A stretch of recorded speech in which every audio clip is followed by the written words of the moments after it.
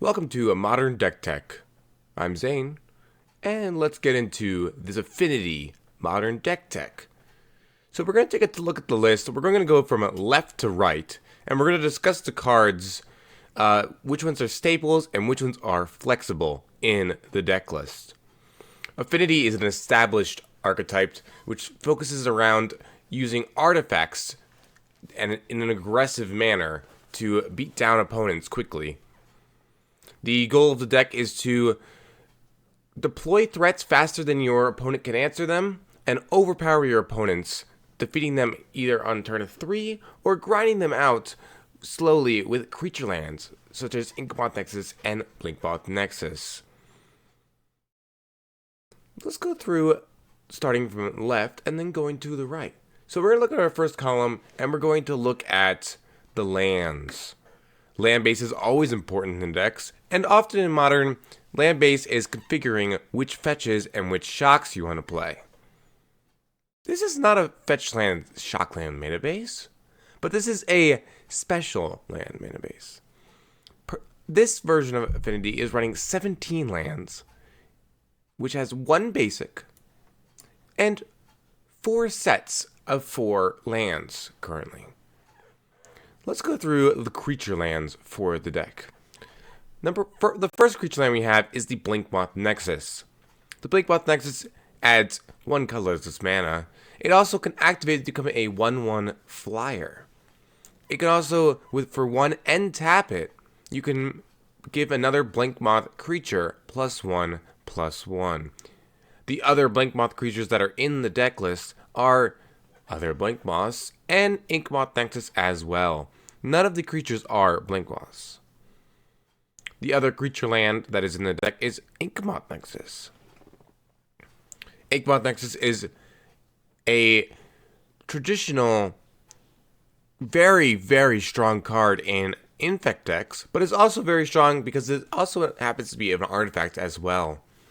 Inkmoth Nexus taps for 1 colorless mana and becomes a 1/1 Infect flyer until end of turn. This also has the subtype Blinkmoth, so your Blinkmoth Nexus can pump your Inkmoth Nexus. This is a very important interaction that is often overlooked and can win you some amount of games. Since all of the other artifact lands in Modern have been banned, the only artifact land that is still illegal and that we, should play is Darksteel Citadel. Unfortunately, it doesn't add any color, so it doesn't help you with your colored spells, but if it caps for 1 colorless and is indestructible, that means it doesn't get destroyed by Shatterstorm, Creeping Corrosion, or Ancient Grudge. If any of you have ever played Pauper and have played Affinity in Pauper, you'll know that such things as Gorilla Shaman are very strong in destroying lands, and any land destruction you can have is very, very detrimental.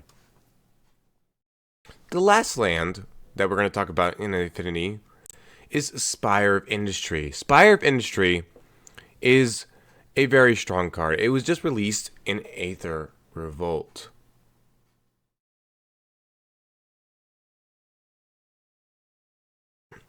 The card is just, there's so much to talk about. So this spot had previously been Glimmervoid. If you guys don't know what Glimmervoid is, let's take a look at Glimmervoid.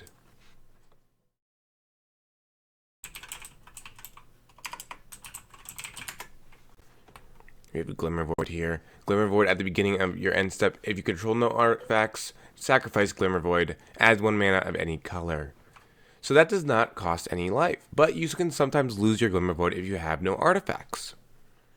Spire of Industry, on the other hand, taps for 1 colorless mana, always, and if you control at least 1 artifact, you can tap it and pay a life to add any colored mana. Now you say, why would I want to pay life when I don't have to pay life? Well, there are a lot of times you would lose your Glimmervoid and not be able to activate your creature lands to win. With Spire of Industry, it's very nice because, if you have no other artifacts, it's still around. It doesn't add color mana, but it's still around to activate your Inkmoth Nexus, your Blinkmoth Nexus, and to cast your spells. It can also then later in the game add color mana again. So it is very good against Shatterstorm, Creeping Corrosion, as well as those decks that just destroy all of your artifacts by just removal.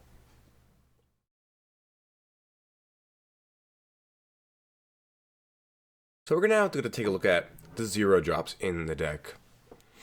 The 0 drops that I'm going to discuss, so the essential core 0 drops in the deck are Mox Opal and Ornithopter. Mox Opal is a 0 drop artifact that is, like a Moxen if you control 3 artifacts or more. Called the Metalcraft mechanic. The Metalcraft mechanic is, if you control 3 or more artifacts, it is active. Metalcraft is something that was released in Scar's block. And Metalcraft is what I like to call the deck sometimes because there are actually no affinity cards left in the, affinity archetype. Mox Opal is a powerful card that enables playing 2 drops on turn 1 as well as 3 drops on turn 2. You can also then add colored mana very early and at no pain and just all the time. It's very, very good for making it so you can play all these different colors that you see both in the main and in the board. The other essential 0 drop of the deck is Ornithopter. Ornithopter is a 0/2 flyer for 0. It adds to your artifact count as well as being something that can be equipped and boosted with your other powerful cards, what I like to call the power cards of Affinity that we'll get to later in 2-drop slots. This card is one of my favorites, and there are many, many different arts, and people have their different opinions, but I actually like this art. I like this art a lot. And the other 0 drop creature that we have in the Affinity deck is Memnite. Now, Memnite can vary from times. There have been Affinity deck lists with as little as 2 Memnite to as many as 4 Memnite. The vary in the number from 2 to 4 depends on how much you are in on Thoughtcast, as well as how do you think the meta and the speed of the deck matters versus the power of the deck. Right now I am on 3 because I think it is very important to enable having Metalcraft on turn 1 and being able to play a 2-drop. But I have previously played 2 and been very happy with that. It is also very common for me to side out the 3rd Memnite in matchups where I don't need an extra 0 drop. Or I need a more powerful card from my sideboard. The last 0 drop we're going to go through is the Welding Jar. Welding Jar is a 0 mana artifact. You can sacrifice it to regenerate target artifact. This is very powerful against bolts. And especially now that Fatal Push is in the format, it is very important because Fatal Push you can regenerate through. Terminate you previously could not. So the card has actually gone up in power level and is more important now because Fatal Push is more popular because it is now printed. Welding Jar is very, very good if you can play it with one of your 2 drops on turn 1 so that you can protect it through a Bolt, Abrupt Decay, or something similar. So that wraps up the 0 drops of the deck. Let's move to the 1 drops. We're going to first go through the core 1 drops and then go through the numbers that fluctuate 1 drops. So the 2 playsets that are core to the 1 drop slot are Springleaf Drum, which is another mana rock. If you're not familiar with the term mana rock, it's a artifact that produces mana. Now this is really only half a mana rock because you need a creature to go with it.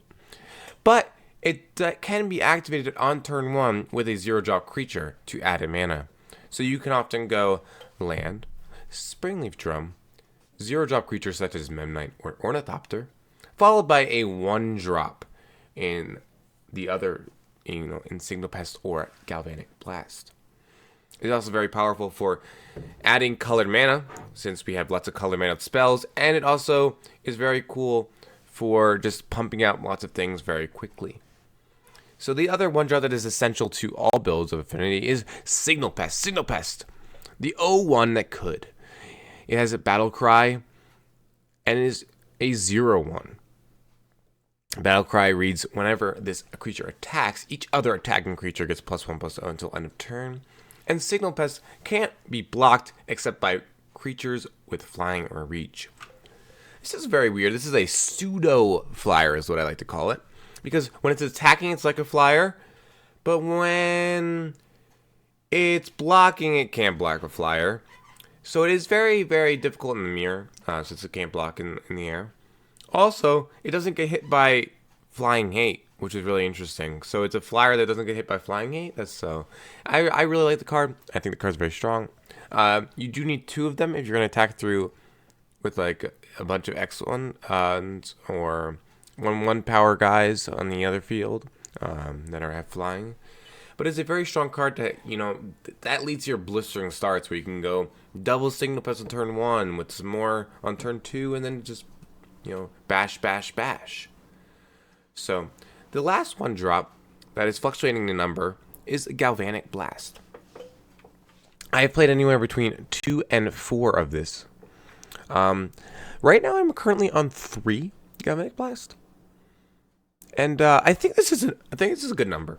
So in the previous Modern meta, I think 4 Galvanic Blast was very essential for interacting with all the fast decks.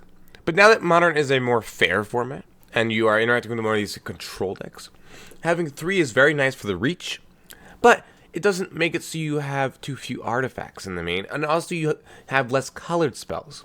But having 3 is still important for interacting with Burn, and the Mirror, and other aggressive decks, such as Nakatl decks or Delver decks.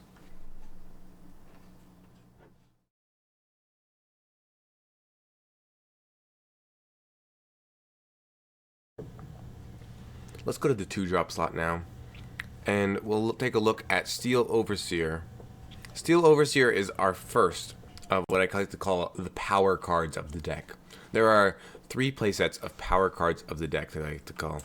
And this is where I say, I didn't draw a power card, and I did during a match, and it was very difficult to win. This is one of the power cards. This is one of I think the most fragile of the power cards. This taps and puts a +1/+1 counter on each artifact creature you control. This is from the dual deck, but it's also originally from M11. This card, being a 1/1 is very fragile, but if it survives, even one tapping of it may swing the game. And then if you have 2, 3, 4 turns, it's very, very good. Also, it's very important in the mirror, just having a larger toughness creatures. It's very good against Lingering Souls. It's very good. It's basically a lord that keeps lording, but doesn't lord the turn it comes out. So there are downsides and upsides to it. Playing a turn Steel Overseer and not having it die is probably one of the strongest plays in the deck, if not the strongest play in the deck. So we're gonna go to the next card. The next card is Cranial Plating. This common is really strong. If you look at the cycle of these equipments, you'll see that this one was really pushed, whereas the other ones were not. But regardless of that, this card is insane. +1/+0 for each artifact you control. Black to instant speed attach to target creature you control. You can always equip it for 1 colorless or 1 generic.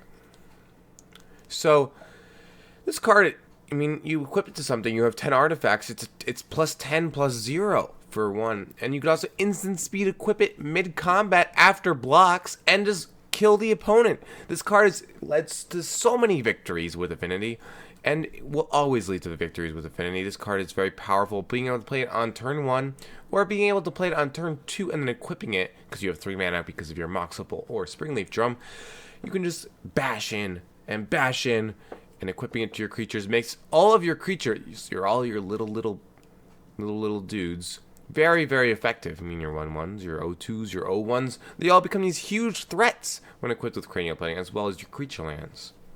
And when you equip to a creature land, it does not stay equipped after the turn, but you can equip it for that turn. So it takes 3 mana, you activate the creature land, and then you tap another mana and equip the Cranial Plating.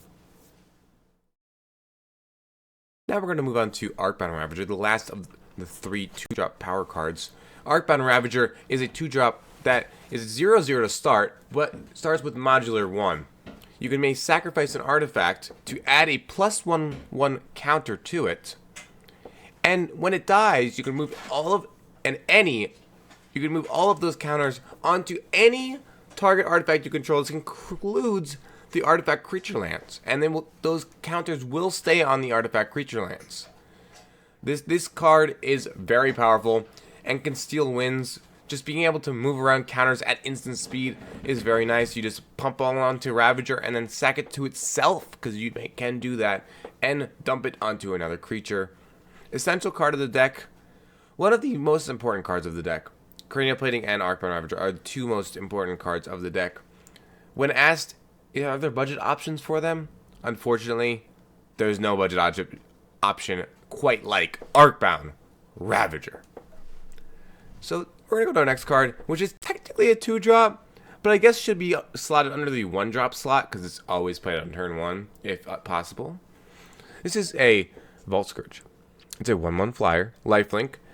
1 and 1 Phyrexian black. That means you can pay 2 life or 1 black mana. Often you are paying 2 life and 1 mana for this card, when you then just gain it back with the lifelink. I mean, if you can play this on turn 1 and then equip it with Cranial Plating on turn 2 and then smash down, you are very, very ahead. Let's go down to the 3-drop slots. 3-drop slot is something that is always changing, in my opinion. It's always some combination of these two cards, but the exact number will fluctuate between 2 and 2, 3 and 2, 3 and 2 the other way. So we have 2 cards, one of which is very good against the grindy games, and one of which is just very, very strong on its own. We have one that's basically a threat, and another one that's just very, very durable.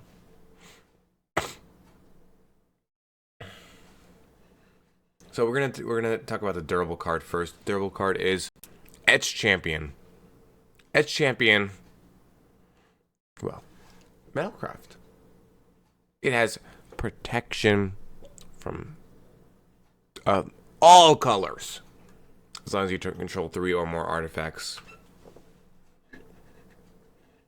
Wow. So there are some decks that just can't beat this card. When they see it in your hand, they have to discard it, or they have to hope they can get you down to 2 artifacts. It's very hard for them to do, and it's a free win sometimes. It's also very good against creature decks because it can block and has protection from all colors. It also is unblockable since it has protection from all colors, as long as they don't have a colorless creature. Very bad in the mirror, very bad against Eldrazi, but otherwise very, very strong. Then you have Master of Ethereum. Master of Ethereum is XX, where X is the number of artifacts you control, 2 and a blue to cast, +1/+1 to all other artifact creatures. This is your classic Lord, if you will. Very, very strong. I like this card. Only a mind unfettered with the concerns of the flesh can see the world as it truly is. So there are often times that you'll run 2 of these, and you'll do the 2-2 split, or the 3-2 split. I'm down to 4. I'm actually only running 4 3-drops right now because I want to be on a little bit of a faster build. So that wraps up our main deck talk. So let's move over to the sideboard, and we'll take a look. We're going to go through the sideboard, and we're going to talk about each card and what matchups it is good against, and why it's important that we have it in the sideboard. So let's go through by color. I'm going to drag this over here.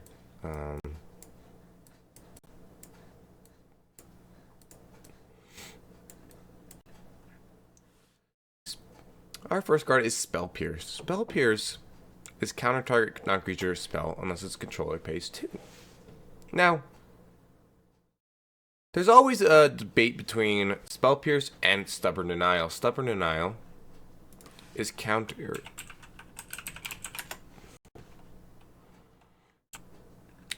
target non-creature spell unless its controller pays 1, and as Ferocious, if you control a creature with power 4 or greater, counter that spell instead.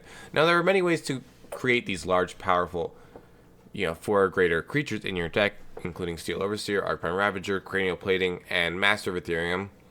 But being on only one Master of Ethereum right now, I think that Spell Pierce is better most of the time. So I'm running 3 Spell Pierce. Spell Pierce is a very good card. This is a card that's very good against hate, such as Shatterstorm or Creeping Corrosion. Is very good at sniping those, as well as sniping just like a Kolaghan's Command, or a Cryptic Command for the win. Very good against Burn, since you can effectively take out a card, gain some life, or just like when they go Searing Blaze, you can Spell Pierce it, and you can save your important creature while also saving life. It also is very good against, combo decks as well, being able to, they maybe only have that one extra mana, or if they have the 2 extra mana, maybe they need them. So it's a very, very good, efficient counter spell for only 1 blue mana. Next card we're going to take a look at is Thoughtseize. Thoughtseize is kind of goes along the same lines. Thoughtseize is a card that disrupts the opponent, so it puts the opponent off balance, so that you are able to beat down, and you're able to make it so the opponent stumbles, so that you are able to do enough damage to kill your opponent. Thoughtseize is very good against the combo decks to making them have awkward draws, as well as the mid-rangey decks with some hate, such as like Bant Eldrazi is very good against. Eldrazi Tron it's very good against. Ad Nauseam it's very good against. Storm is good against. It's a very strong, solid card. You can also bring it in against Control to disrupt it. Take a Cryptic Command or take a Kolaghan's Command before they're able to really get the best use out of it. Next card we're going to take a look at is Dismember. Dismember is another removal spell. This card is very important because it could be cast for no colored mana. Well, 4 life. Or you can cast it with colored mana and save the life. So it's really very versatile. It's also a very, very good removal spell. Very efficient. Very good when an Infect was very strong. Still good against Infect. Very good against, other decks. It's okay in the mirror. It's good against decks such as Eldrazi, Tron, and Bant Eldrazi. So it's a solid card. I bring it in some of the time. And it was also very good traditionally against like Suicide Blue. It's a very, very, what is there to say about Dismember? Dismember is a, format staple of Modern and even Legacy. So next card we're going to look at is my spiciest and my favorite card of the sideboard, Bitter Blossom. Now, why do we have a Fairies card in a robot deck? Well, because people don't expect it, and people can't beat it. So when you play, Bitter Blossom is very good in the mirror, where you can just chump block, or you can actually equip your Bitter Blossom token with Cranial Plating, and then trade with some things. It's very strong. Also, flyers are very essential in a lot of matchups. And also against control decks. Enchantments are very hard to remove when they're expecting, all artifacts. So Bitter Blossom is a very, very strong card. It gets a lot of people off guard. It also is the life isn't really that relevant most of the time in the matchups you're bringing it in, since it's a sideboard card. And I found it very strong across a variety of matchups that I've been very, very happy with it. And I will keep being happy with it. I can't say enough about this card. This card has been just phenomenal for me when I've casted Bitter Blossom. There have only been a few times that I've casted Bitter Blossom and lost the game against like a control deck. So I've even stabilized against Jund with Bitter Blossom. This card has been very strong.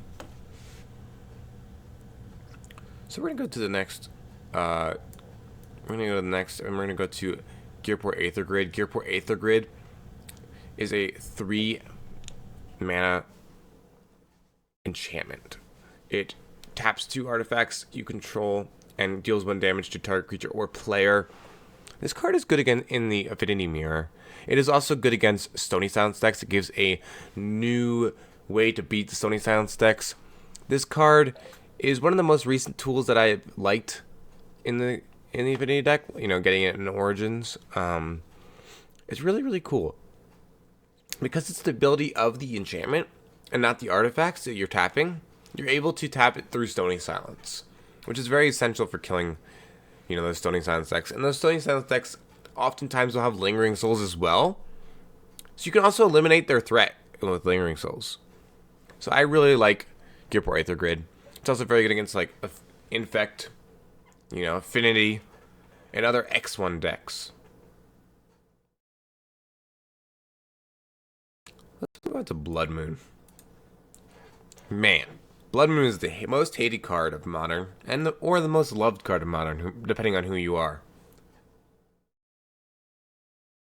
I personally have a love-hate relationship with the card.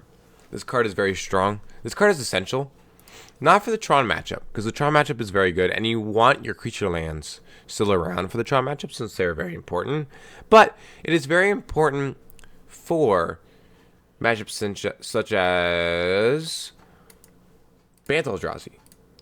You know, keeping them off balance and not being able to cast their spells as quickly, or especially if they have greedy mana bases, or greedy mana bases such as like Sultai, sometimes Jund. You know, keep these decks that can't that have 3-4 colors. You can just punish them, while also being very important game against any deck with Valakut. Valakut decks are very hard for Affinity to beat, such as 4-color Scapeshift, 3-color Scapeshift, Titan Breach, Titan Shift. These decks are very, very difficult for Affinity to beat, and Blood Moon is a very essential card against those decks. Our next card is Ancient Grudge. Best removal spell in the mirror. Ancient Grudge removes not 1 but 2 threats. It removes every threat in the Affinity Mirror after board except Gearport Aether Grid. This card is insane. It also comes up in other matchups as well, such as Lantern Control, where you can, you know, flash it back. And there are also, you know, there are other matches where it's relevant. But mainly those are your 2 matchups where you're going to want this card. And this card is very strong. I mean, it's a Cyborg hate against Affinity, so of course it's going to be good in the mirror, you know? And it's also very good against other decks as well.